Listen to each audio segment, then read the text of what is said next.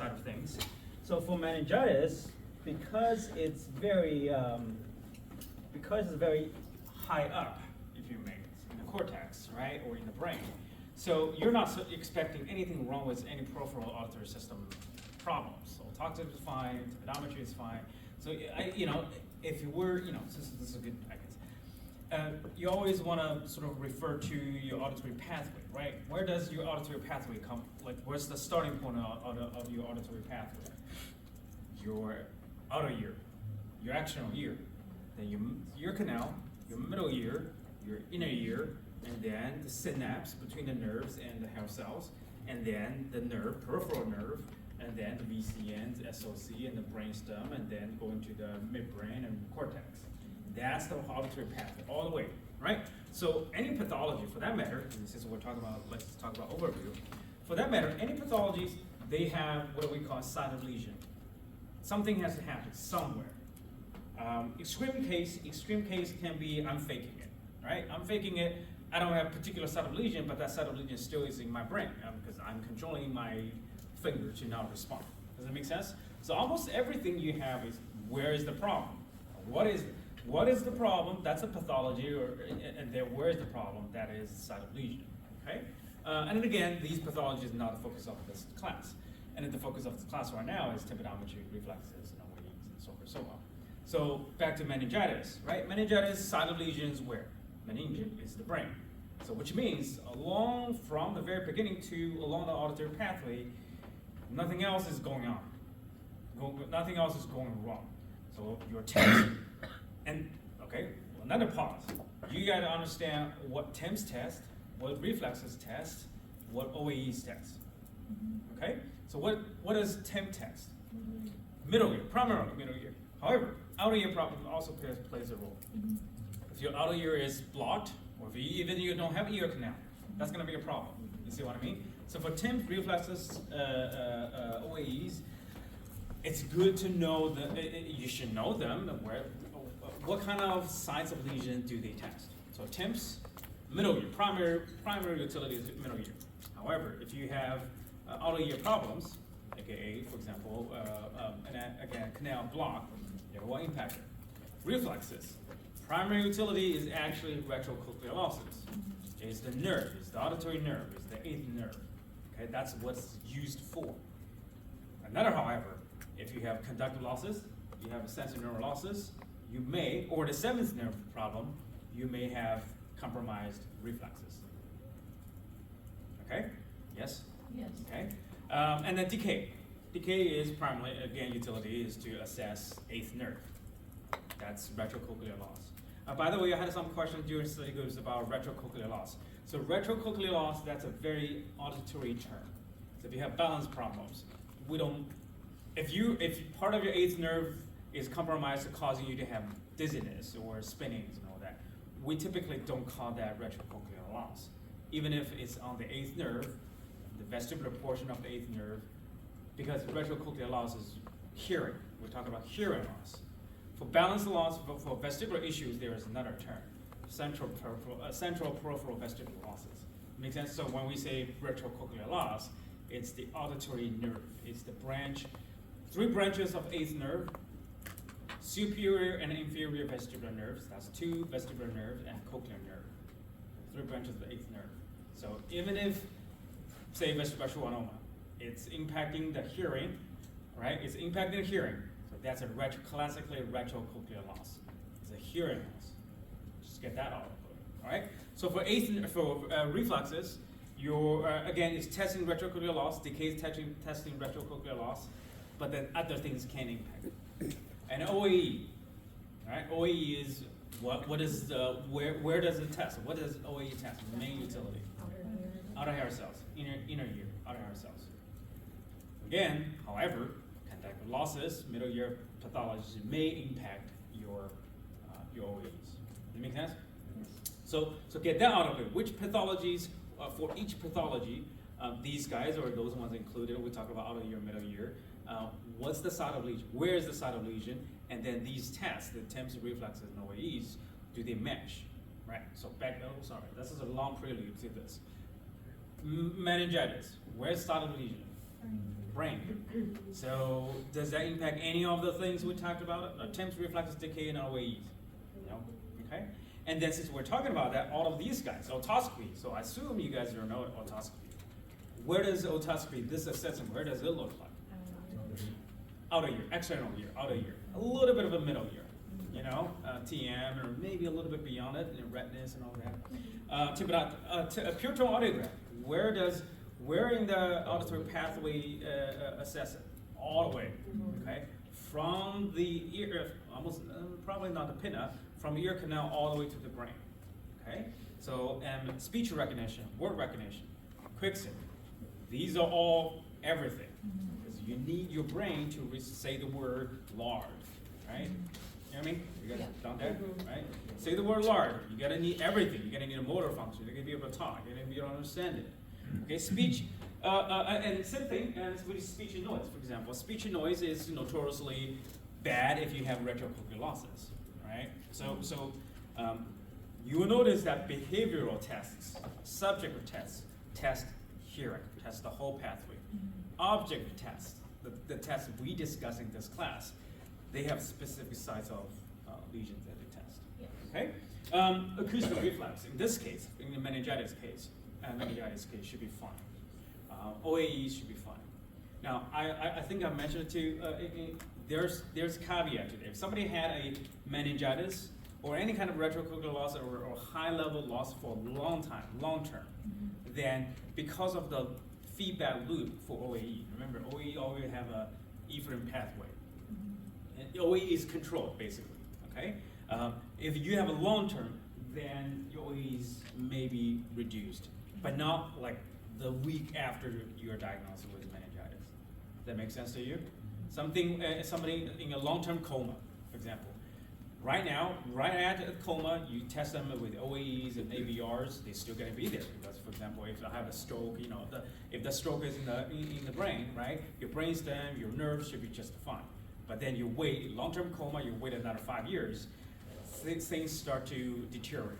So you may have reduced OAEs, reduced AVRs. But that's not what we are talking about here. If you're worried about a class, in exam, if you're worried about exam, that's what hey, meningitis, right? That's like 1 or 2 weeks after, not 10 years from now. Okay? Make sense? All right. So on that, sudden sensorineural hearing loss, anything if it's idiopathic, what does idiopathic mean? We don't know what's going on. All right? This guy coming, sensorineural losses very quickly, very bad, 30 dB losses. So anything can go wrong. Here, anything can go wrong. But because of the sensorineural losses, otoscopy, tympanometry should be aligned with sensorineural losses, not conductive losses. That makes sense to you? And then again, your speech recognition, your audiogram, everything should line up with sensorineural losses, not conductive losses. Okay? OAEs may or may not be there, reflex may or may not be there. As a matter of fact, for sudden sensorineural hearing loss, you need to rule out things like vestibular schwannoma or any kind of other problems. Okay?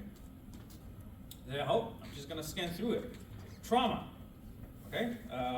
Temporal bone fracture. Trauma. Very straightforward. That should be a red alert on the case history. This guy came in a stretcher or something, and his head is just bleeding still. Probably not, some kind of band-aid, or like, hey, I was in a car accident, something like that. That makes sense? Otoscopy really depends on what kind of fracture, what kind of trauma it is. You may not see bleeding or what have you. I was talking about how in temporal bone fracture, you may have conductive losses, you may have sensorineural losses. Really depends on the fracture. Where does the fracture cut off in terms of your structure? If it cuts off the sort of longitudinally, if it cuts off the TM, cut off the ossicular chain, you're more likely to have conductive losses, problems, so your TEMS and all that will respond. We'll have corresponding result. Or, for example, you can have a fracture that cut off the entire auditory, the internal auditory meatus, that the side of the hearing, balance, facial nerve completely gone. Okay? So for that, really depends. All right? Okay? Noise-induced hearing loss. Classically inner ear problem, classically hair cell problems. And it's like probably the 20th time I talk about OAEs is one of the things that are very much helpful in this.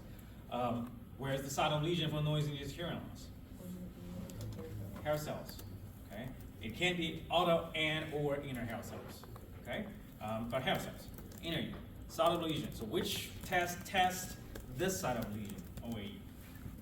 See, that's why they line up, all right? So case history.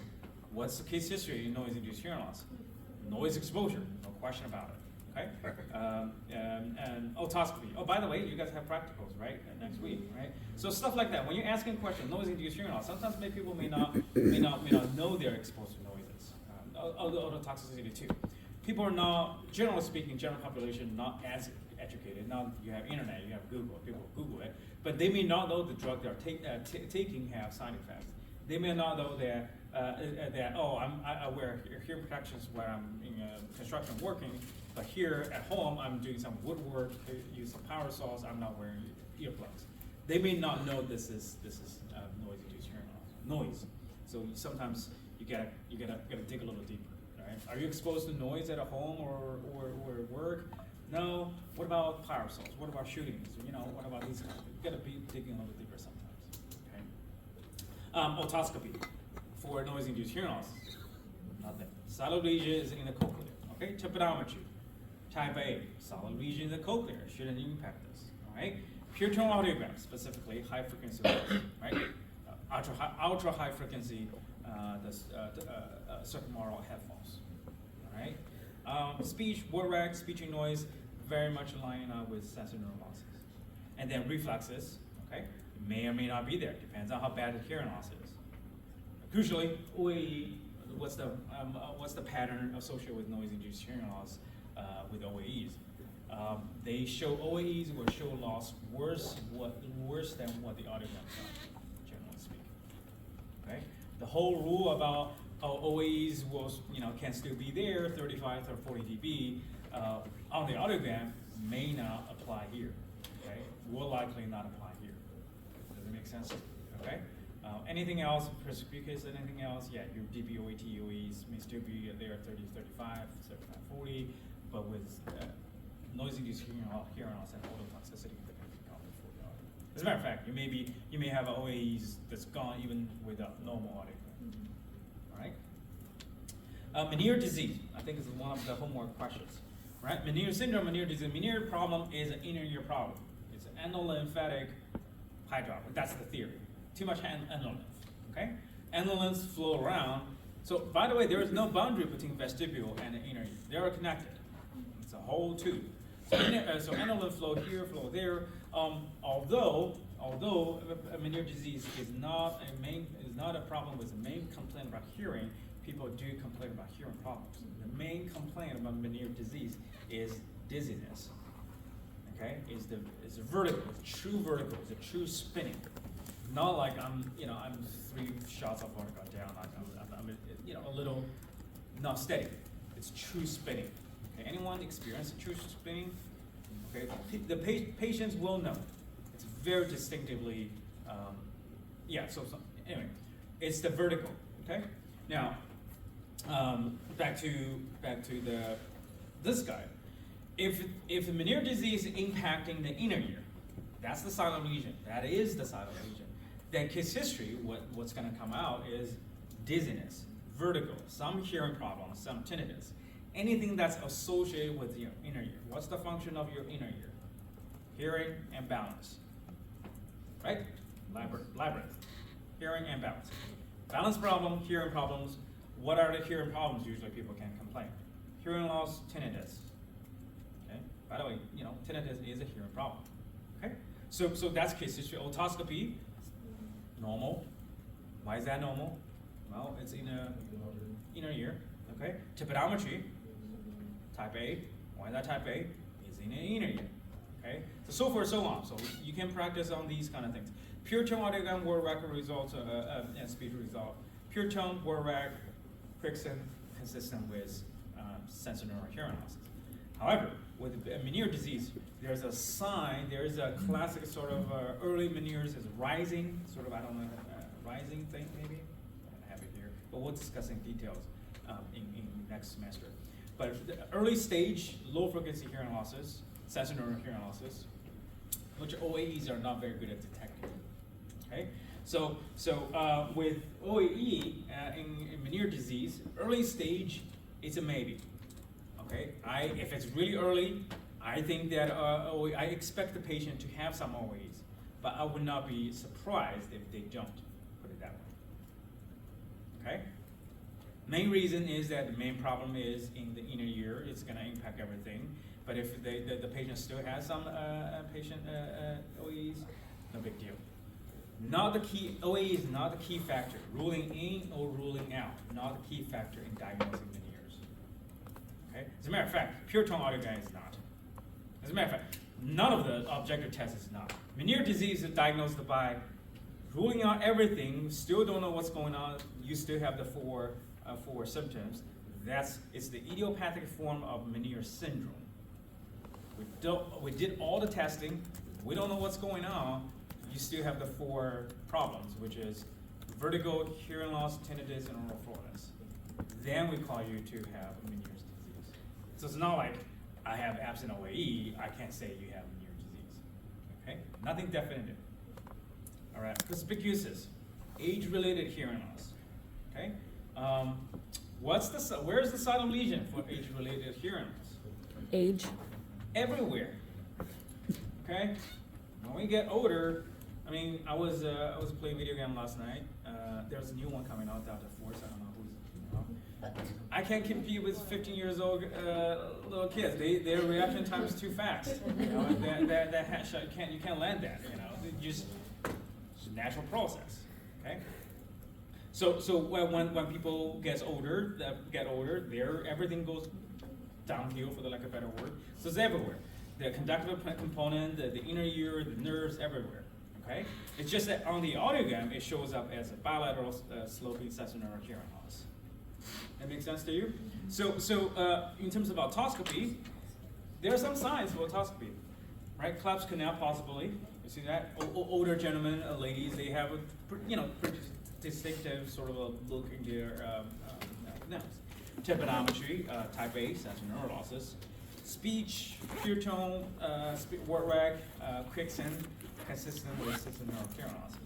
Now, there is an element of, especially with a speech testing with older people, that when, especially with the people who have hearing loss but not treated, when their cognitive abilities are on the decline, so they may have a speech in quiet and speech in noise performance much worse than what the audiogram would have predicted. Okay?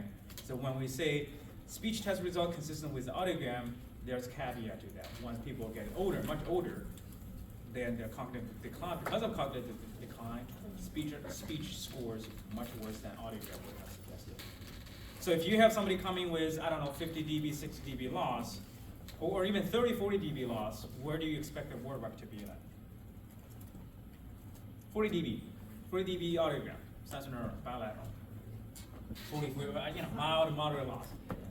80%, 70%, right? You see what I mean? I would be surprised, unaided. Okay, give them the bump, whatever gets tested, 70 dB, right? More rag.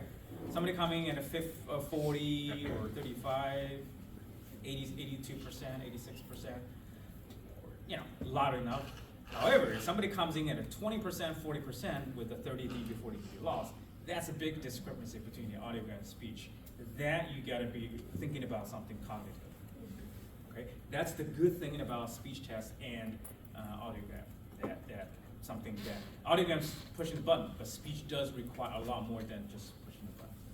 Okay, but that doesn't apply to us. I mean, I'm sure you guys talk about it in diagnostic 1, right? That's the behavior test. For our class, reflexes depends on the audiogram. Temps should be A. OAEs depends on the audiogram. Okay. Ototoxicity, very similar to noise. I think I mentioned that noise is actually another kind of ototoxic drug. Treat the noises as an ototoxic agent. Then they're all the same. They damage the hair cell. It's almost identical in terms of test battery, in terms of all these test results. It just, in case history, ototoxicity is I take drugs. I have chemotherapy. I had a chemotherapy. In noise, I exposed to noise. If you consider noise as a toxic agent, they are the same thing. Okay, so then in this case, ototoxicity, case history, like we said, that a positive case of taking drugs. Now, you have to know that the drugs are actually ototoxic. I had a vitamin C for something. That's not necessarily. You can't overdose on vaccine. You can't overdose on anything. You can't overdose on water. You guys know that? Yeah. Yeah. So dosage. Same thing. We're gonna discuss in spring about both noise and noise-induced hearing loss and ototoxicity. Dosage is the key. Okay. Just like your noise exposure.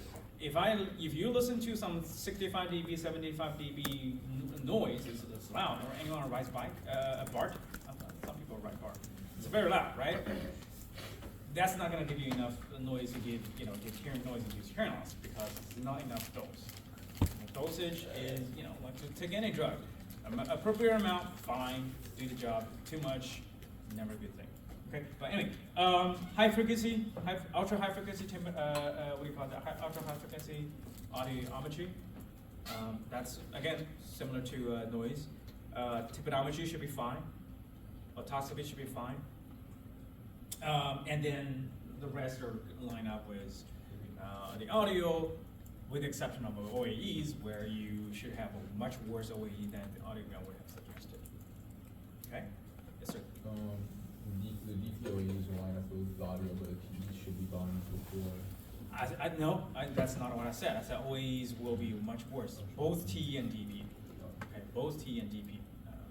And as a matter of fact, I think for TE, that's not, if you think about it, TE is so sensitive that you can't even use it because as soon as you have some, ototoxic effect, your TE is going to be gone.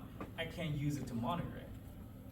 Okay? You can only monitor something when something started to reduce gradually, all right? But as soon as something is gone, as soon as you start to take the drug, your TE is going to be gone. That's useless. Every single time you test me, I come out as absent. What is that? How is that useful? But if you test me every time, my DP started to be there, gradually lost, gradually lose, reduce, and then become absent. That's how you monitor it. Does that make sense to you? It's like when you have hearing decline, you can monitor hearing, but if right off the bat your hearing is gone, there's really no point of monitoring it because it's gone every single time you test it. It's gone. Okay, so to monitor these, usually people use DP because again, T is going to be gone right off the bat. No point. Labyrinthitis. Again, nothing too much to worry for now. It's infection of both inner ear, both hearing and balance part. Distinct that with vestibular neuritis, which is infection of viral or viral bacterial impacting on the vestibular part. Okay. Some people say, or this is theory that sudden sensorineural hearing loss, a lot of it are essentially viral infection of the cochlea. So now you have the labyrinthitis. One side of vestibular neuritis, one side is some kind of infection in the inner ear, which gives you hearing problems. Okay, so any questions so far? Labyrinthitis most likely will introduce you sensorineural hearing losses, just like anybody else. Vestibular neuritis doesn't impacting us at all. So somebody coming in with a vestibular neuritis, your hearing should be all normal. SSED, okay? SED is a third window lesion, okay? Balance is the main concern, and then I hear my own voice. I feel dizzy when there's a pressure change. My eyes twitch when there's pressure change are the main problems. The hearing related or auditory related is that I hear my own voice or, something is too, I hear my own voice, some kind of sounds are too loud, right? With the audiology test battery with us, so SSED, what is the sign of lesion? Specifically superior semicircular canal. So inner ear, vestibular inner ear. So do you expect your otoscopy to be abnormal? No. Tympanometry, type A. Now this is where it plays a part because in SSED or third window lesions, your audiogram may show a pseudo or fake error gap. Okay, like this, a pseudo or fake error gap that's not conductive in nature. This is where your temps and reflexes, your temps, reflexes, and the audiogram don't line up in terms of conductive component. Following? All right. Then pure audiogram, error gap. The bone is much better than where it's supposed to be. -15, -5, -10, where your error is going down. Speech recognition, word recognition, consistent with sensory neural losses, not conductive losses, because that's not conductive in nature, the error gap. Acoustic reflex, still have them, despite the error gap on the audiogram. That's if you don't have anything else. Okay? All of these, by the way, all of these pathologies, they can be compounding each other. I can have, I'm 70 years old, I have presbycusis, then I have otitis media. That's, you know, or I already have presbycusis, then one of my years I have vestibular schwannoma. So we're not tapping into that, so most of the question asked right now is this problem only. Well, this year is fine, the other is normal. In reality, usually it's not like that. People have other problems. Okay? OAEs. Okay? OAEs should be fine. Hearing is not the, sidal lesion is not cochlear. Sidal lesion is semicircular canal. All right? And the urban gap is not conductive in nature, so your OAE should be able to go in, the emissions should be able to come out. I'm going to skip paralymphatic fistula, EVA, and all that because the third lesions. Okay? AIED, I didn't think that we discussed too much, just sensory neural losses.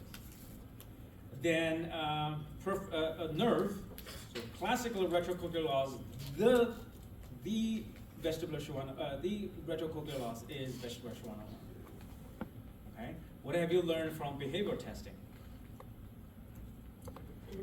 Asymmetrical hearing loss. Asymmetrical tinnitus, unilateral, lateralized hearing problems. Okay? Hearing loss, tinnitus, balance problem if the complaint to the one side. Speech recognition, rollover, you know, that's classically, okay? Case history, you know, again, complain about lateralized problem. Otoscopy is normal because where's the side of lesion for what do you call that? Vestibular schwannoma. Eighth nerve, vestibular nerve. So your cochlear should be fine, your middle ear should be fine. Then tympanometry should be fine. Reflexes and decay. That's the one time or a couple times they are useful. Okay. OAEs. What do you think for OAEs with vestibular schwannoma case? Fine. Should be fine. OAE test cochlear. VS is a retrocochlear loss. Does that make sense to you? Okay. Auditory neuropathy, same thing. Neuropathy is pathology on the nerve. It's a retrocochlear loss. So same thing apply here. Otoscopy, you have other complaints. Oh, by the way, I want to emphasize this. Even if as we go through this, these guys won't be the majority of the test. Okay? I don't want you guys to like spend 3 hours or 4 hours out of your 6-hour study session to focus on these. That make sense to you? The core of the content is still TIMS, reflexes, and OAEs. The things we discuss in homework, the things we discuss in classes. This is a setup towards next semester. We're going to spend a whole semester on these kind of things. I don't want you to feel like, oh my God, this is too much. Make sense to you? Okay? Because it will feel like that, because we're flying through these. Okay? Sometimes you gotta take a calculated out if you feel like this is, you know, whatever. Okay? Does that help? Yeah. Okay? I guarantee you there will be no more than 10 points on this. That I can promise you. Okay? That's a lot. What else? 5 or 6. How about that? Okay? The diagnosis is now the focus. Diagnosis, differential diagnosis is not the key component of this class yet. The part, the differential diagnosis part that are key, you gotta know are the middle ear problems. Okay? The otitis medias, the pervs, the blocked ear canals, that you gotta know. Not SSCD, not AIED, not yet. Okay? So for the middle ear problems, you guys, if you think that you can improve a little bit from your midterm and all that part, pathologies and whatnot, that I would rather you spend on that instead of what is, auditory neuropathy and so forth, so on. Okay? Just want that clear because, Sebastian had a question, I want to go through it. All right? Auditory neuropathy, okay? Normal case history usually is complaint about, for adult, complaint about speaking, noise, understanding. For babies, usually is not passing newborn hearing screening. Otoscopy normal. No problems. Otoscopy is normal. Tympanometry, what do you think for auditory neuropathy? Normal. Solid lesion in the nerve, on the nerve or around the nerve. Pure tone audiogram, speech recognition, word recognition, and speech and noise not consistent with the audiogram for adults. Speech and noise especially not consistent with the audiogram for auditory neuropathy. That's sort of what their main complaint is. All right, reflexes, abnormal, nerve problem. Right? OAEs has to be normal. The diagnosis of the auditory neuropathy has to have two parts. Evidence of healthy cochlear, evidence of abnormal nerve functions. You have to have both. So where do you get the evidence, as far as our class is concerned, where do you get the evidence of healthy cochlear? OAE results, normal. Where do you get abnormal neural results? ABR. Reflexes, decay, abnormal. Okay? Next semester you got the ABR stuff. Make sense to you? So this is where in one of the rare cases in our class, reflex and OAEs combined, one of them is normal, one of them is abnormal, combined actually defines or gives you the diagnosis. Okay? Auditory neuropathy is not defined by any etiology. It's not where the problem is. It's not defined by that. It's defined by what the test result look like, which is two. OAE and the neural, so cochlear and neural functions. And then we described about one unique thing about auditory neuropathy is that it reflects ether pathway, which is the suppression of contralateral suppression of OAE. Okay, that's a very unique thing that auditory neuropathy does. People with auditory neuropathy, their contralateral suppression of TOEs no longer exist. Multiple sclerosis, okay? Higher up, systematic problems, generally speaking. As we go down this line, the higher up you go, the less likely that you're gonna have reflexes or OAE problems. Multiple sclerosis, generally speaking, is a global problems. Everything else in this class should be fine, okay? APD, again, brain problem. Your reflexes, your OAEs, temperature reflexes should be gone. Decay should be fine. All right. Okay, so that's a long answer to the question. I don't know if that helped, but I do want to. As I was going, I said this is a lot. I'm flying through. I want to make sure you guys understand it.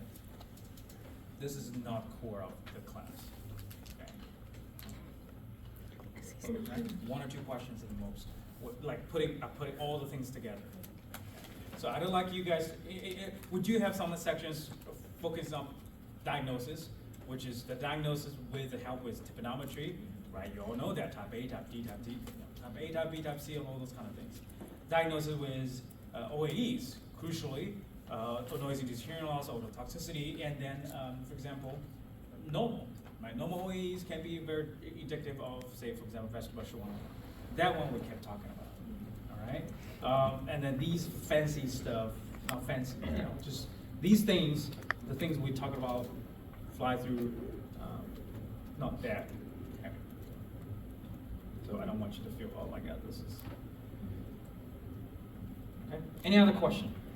Since we're talking about it, the test is comprehensive. The midterm and finals, again, just so TIMS, reflexes, decay, OAE. Yeah, So whatever we tested midterm, fair game, all right? And you'll be providing this like on the parts. The only chart I'll provide is the Boys Town 6555, and then with Galphin. Galphin I'll provide. So about this cheat. Yeah, so about this cheat sheet. Still a very good thought. That's your cheat sheet. That's the that's not cheat sheet. You can't, even if I give you a cheat sheet, you can't use it. You know, it's a lot of it's conceptual, right? What are you gonna put on cheat sheet? The easy stuff. Like what? Like the norm? Yeah, Numbers. like stuff like- See, that to me, my personal preference is that you shouldn't have that on your cheat sheet. And like You know, the for stimulus. example, you can't have the cheat sheet for what's the my loss. That's 40. You can't have that. You know, what's the degree of loss? You know what I mean? You know, the degree of loss, 55, 55 to 70, 70 to 90. I would probably put the little ideology pages that you did. What's I that? would probably put those on the cheat sheet, like where you did like That's a good cheat sheet. That's case good. history, the Tosca trigonometry, those things. Yeah. But that's what the QRGs for next semester. Why not? Yes. With the BG, one-eye frequency, Yeah. they'll be on there? Yes. Not a lot, but it will be. Conceptually, what are they? So multi-frequency BMGs, right? Resonant frequencies, you know, like, that's it, you know, multi-frequency trigonometry. How do you do it? What is it used for? How does that compare to single frequency and wideband? What's the utility? Right, which is the resonant frequency. How does resonant frequency change as somebody's oscillatory chain stiffens up and loosens up? Those kind of things. Again, not the technical details about the vectors, not for BMG. For the first one, maybe, but then for the multi-frequency, not the vector stuff, but the utility of it. So there won't be no vectors? Not on the wideband, not on the multi. On the band? On the single one, the ones you've been drawing, Oh. that's fair game. Oh, okay. Right? Because we did talk about vector plots for multi-frequency. Like this? What type of things should we draw? The vectors, yes, but what else would be on If you're there? down with the one, you remember I keep asking, draw a normal one, draw something changes. If you can do both, that's fine. Okay. Yeah. So draw a normal representation, draw the vector representation of a normal adult ears, either compliant, admittance or impedance. Remember they're polar opposite. One of them is going up, one of them is going down in terms of spring. And then my spring compliance can go up or go down, my mass can increase, decrease. If you have that down, that's fine. Is the extra credit question actually easy this time? So we have a very I thought it interesting was so focus point. easy. It was not easy, guys. The 8 question,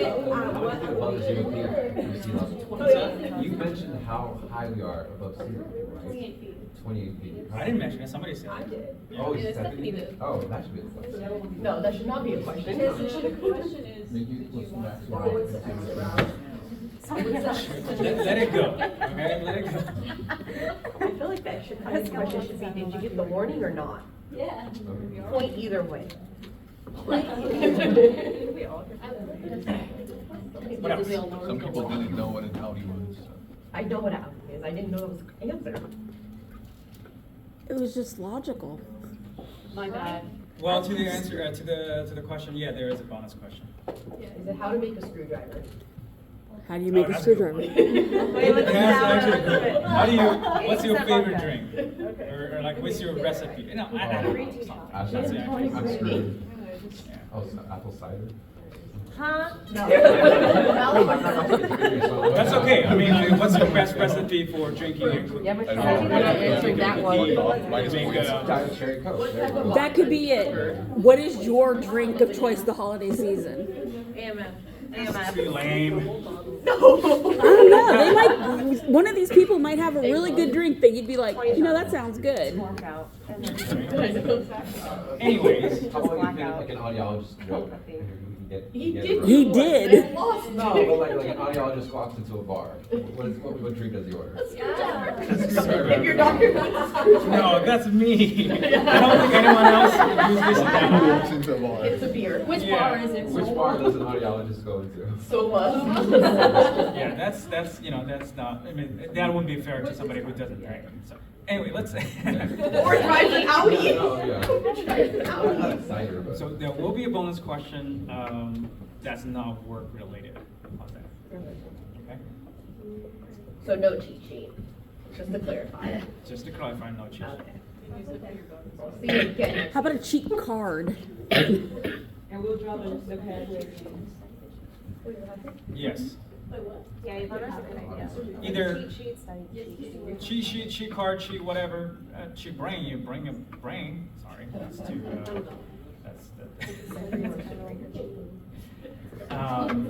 but yes, pathway, drawing it, or being able to describe it.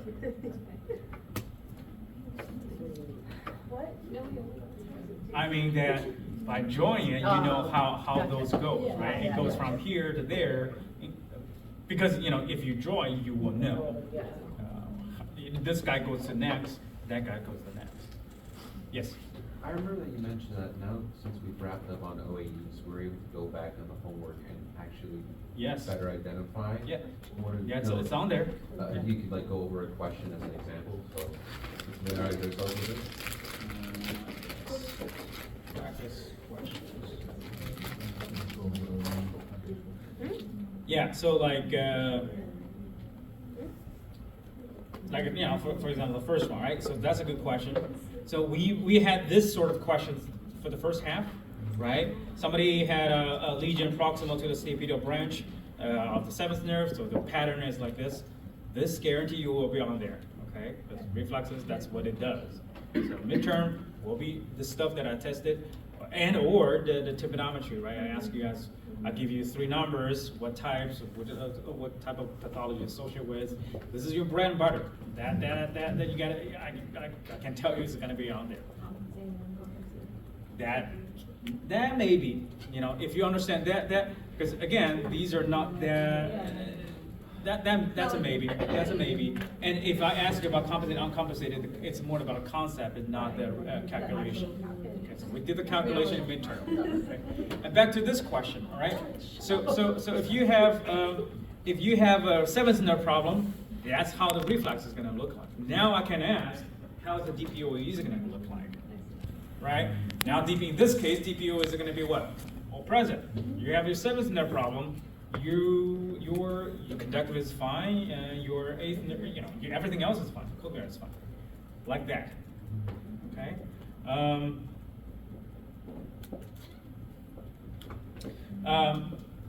Reflexive pattern and mixed loss of 60 dB in the left ear, cochlear loss of 60 dB in the right ear. That's the pattern we talked about, right? In the reflex pattern, and the OAE because they're both 60, gone bilaterally. Because they're only present from 4, or what is it, from? No, this is because the hearing loss is too bad. Yeah. This is 60, 60 dB and above. Make sense to you? Okay. Reflexes for small intraaxial. Small intraaxial brainstem, that's the crossing that's uncompromised. So your ipsilateral will be present, contralateral will be absent. Your OEs will be what? Present, because the problem is in the brainstem, your OEs should still be present. Make sense? So again, very similar stuff. As a matter of fact, for the midterm questions or the practice questions, you guys have this. I've uploaded. Yeah. To go answer the same questions.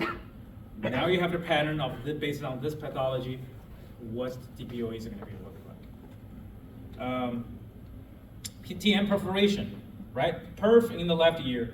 Reflexes is going to be like this. Your DPOEs can be present and robust. If you put in reduced, that's fine too. Okay, really depends. Remember that? We're talking about how it really depends on how bad the conductive loss is. If it's on, the perfs can be only 15 or even 10. Sometimes perfs don't even give you an error gap big enough. So if the perf is only 10 or 15 dB back and forth, that's 30 dB, your DPOE can still be there. Okay? Or if it's bigger, then it's gonna be gone. So if you take present, robust, and low frequency test, I take it. If you take reduced, I take it. If you take absent, I take it. If the degree of loss is not specified. If I specify the perf is gonna give you 30 dB loss, 25 dB loss, and then back and forth, that's 50 dB or 60 dB, your DPOE should be gone. Yes? Make sense to you? Is it going too fast? Yeah, that's more straightforward, right? Retrocochlear loss in the right side, pattern. Whatever side, elevator absent, afferent, and then both DPOE should be normal. Okay. Bilateral ototoxicity. Your reflexes should be fine, unless it's like really, really bad. Okay? But your OAE should be absent. Your OAE should be absent. Because it's an inner- All right. So this is where, as we were discussing, these are things are tying up together and then give you a differential diagnosis. Okay. Noise-induced hearing loss in a hearing ear, in both ears, loss at 40 dB. Your reflex should be just there. 40 dB is not that much. Your Galvin chart still have 40 dB going across. What about your OAEs? Absent. Okay. Or present but abnormal. Sometimes abnormal, reduced. Some people can have that. Bottom line is abnormal. Okay. I can take absent. I can take maybe. No, I will take abnormal.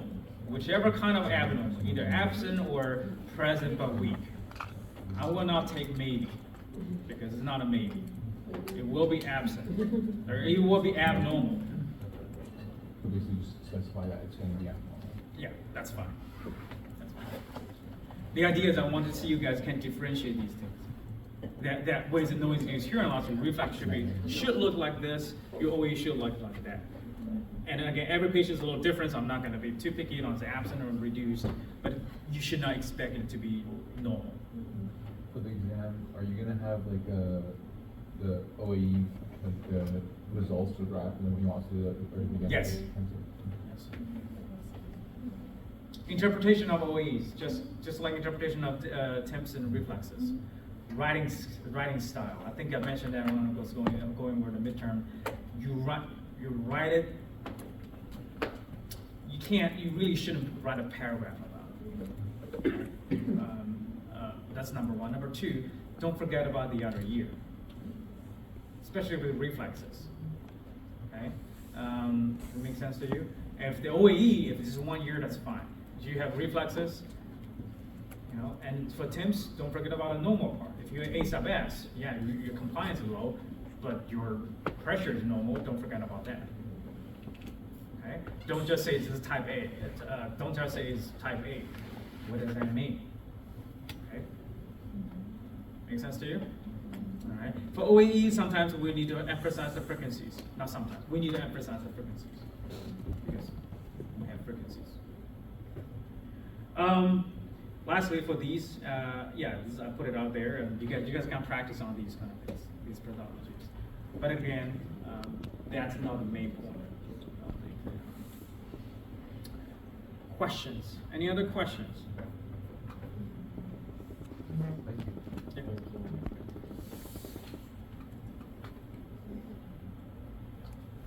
Do I have a question? Yep. That's right. OAE slides. 49. I don't know if that's important, but maybe if you can explain it again. About the tip. That part. Yeah, this is sort of quality control of the OAE, of TOAE. So when you're looking at it, your stimulus stability should be fine, I guess. Noise floor shouldn't be too high. These are numbers, but I would say if I were you, I will be looking at the graphs. This is you as a clinician examining quality control. So basically, the noise floor should be too high. It should be low. And then your stability should be good, right? What is this, a stability 100%? So again, this is a concept. I'm not gonna ask you what is the number you look for. But it's a concept of your noise floor should be low, your stability should be high. Okay?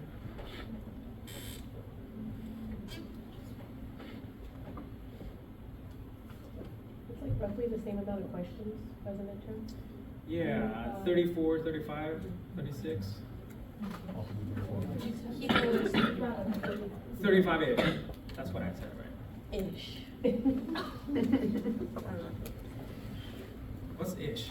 This one. Plus or minus It'd be one. like, yeah, plus or minus one. Plus or minus one, yeah, 35-ish. That's what I would think. It's a good thing, because the less question you have, each one's weighting up more points. Right? So just practically speaking, I don't think you want that. You want like 100 questions, each one 1 point, but that's too long. For the oral exam, so we meet you upstairs, but how do we know like okay, I guess like how's the procedure gonna go? You're gonna tell us to do like instance a Yeah, tip. I mean like, hey, come in here, do a temp on the left ear, and do a decay on the right ear at this frequency. What else we did in the labs? Find threshold of the left contralateral threshold at 500 hertz. I got a question about that. Yeah. Since when we were doing temps, you said it didn't matter if it was right or left. It doesn't matter when we do that. Absolutely. I never said it does not matter left or right. I said it doesn't matter what the machine says. Yeah, it's what we know, right? Yeah. It would be clear on what I said. If I say do a tip on the right ear, Click right. I don't care what the machine screens is a red or blue, but your thing should better be on the right ear. Oh, That's okay. what I meant. Okay. Right? Does that clear? Yes. Clarify? Yeah. So it's not. It doesn't matter. It absolutely matters.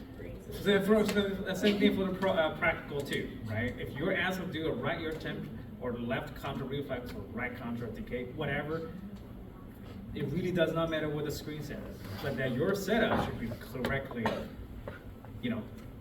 set up. Yes. For the, I guess oral exam, when we are interacting with either you or whoever we testing, will we be treating them as if they're a patient, or will we just be? You treat the person you're doing as the patient. Okay. So if you have a friend coming, or you have somebody else coming, or second year coming, you can't ask a question, what color are you? Well, in the sense of like, do we explain in kind of layman's terms, like what we'll be doing? Fair question. I will ask the questions. Okay. So I'll be like a preceptor. I'll be like, hey, what do you get? Like you did a temp. What's the result? Sorry, ignore the result. Here's the result. What do you think? Like, what's the type? And so not just doing it. Go back to your question. Not just doing it, but then I give you some result. You gotta think about it right there, right? Like, hey, set up an OAE set up a DPOE. Do the one, DPOE on me. Do it one time. I want to see you complete one. I want to see you take it out and put it back in. Remember that? I want to see you do that. And then, doesn't matter what the screen says, I'll give you one OAE, you'd be able to at least have a general sense of whether it's absent or for the most part, or it looks good and looks not good. That's what you would need to do in clinic. You may have some more time writing a report, being very specific of 6 kilohertz, 5 kilohertz, but in the clinic, right there, you should have a pretty good sense of, does this guy have a good good OAE at a higher frequency, lower frequency, that kind of thing. Does that make sense to you? Yeah. And like, in the sense of like bringing somebody, we can just grab one of our classmates and ask them. I didn't say that. Oh. So I just said if you were to. Oh, so we're not actually bringing our own. It matters. I will let you know. If during the practical, one of our sample patients has a perforated eardrum, do we skip that ear? Your practical, Yeah. not this class. Your practical. No, in the practical. That's your clinical judgment. What did you say? Would you? If they told you, I like. would not. I would not skip. Why would I skip? I don't know, That's just in still things to case. test. You know what I mean? Yeah. No, I Yeah, wouldn't. okay. But unless there's active draining, if it's like, cholesteatoma, those kind of things, or bleeding, I don't know. Maybe it's a perf secondary to a trauma. That I wouldn't test. Just because I have a perf, absolutely test it. Okay. With my personnel clerk, yeah. Okay, nice and later. Yeah, just wanna make sure everybody else. Yeah, you want to. I can try to see if I can stick Anything else? Thank you. We'll email if anything. The what? I said we'll email if we come up with anything. Sure. You know, yeah, you can have myself on just text or call anytime if I'm able to. Pick up.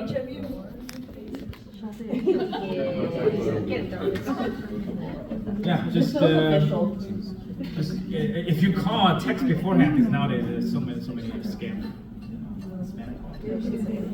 I know, I just ignore them. I usually wait for the voicemail. If it's really something, they have a. Okay, I think we All right, yeah, feel free. But I may not, if I'm not in front of the computer, I may not be able to pull up stuff, and I'll be probably just talk. I'll do whatever I can. Okay. Anything else? Questions related? Any question on the practical schedule and all that? That's so not really the way is the diagnostic too, with the practical. Right, schedule all set. You guys know when to show up. Yeah. Very similar to your midterm, and just going there and do your thing. It just sucks. It's all in one day. What's that? For practical or for 307? That's a maybe. You can't ask that. It's like, oh, well, you can't ask that. Yes, you can't ask that. And I was, I don't know. Yes. I know for oral exams, the practicals are actually taking place, so we are still using the clinic. Yes. Okay. I'll figure it out. Every year is like this. They won't take the home room. Their whole clinic. I think clinic is over by 12 anyways. Yeah. Practical, right? And I think it starts out with what? No, everything started at 10. Never mind. Mine just got one. Never mind. Ignore me. Don't listen to me. Yep, ignore me.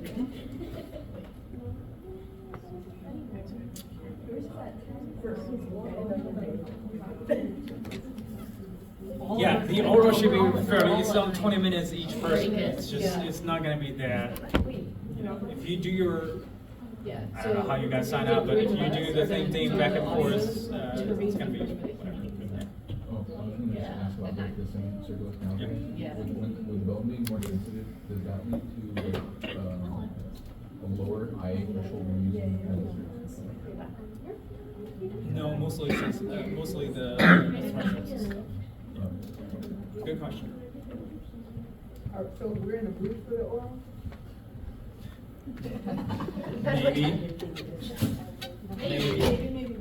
Maybe, because only what, 3 people going at the same time? Yeah. So there's a 4th booth. Yeah, no, that's true. So, all booths are set up with TIMS and OAEs and then for the inner acoustic, I can just roll it up there. We're not gonna use booth 4, I think it has problems with. Yeah, it's like broken. Well, I can carry a TIM star there. Yeah. No, I'm saying. Yeah. Let it go. When it happens. Are we overthinking it? Is it gonna be easy? I don't know, depends on you. You guys will be fine.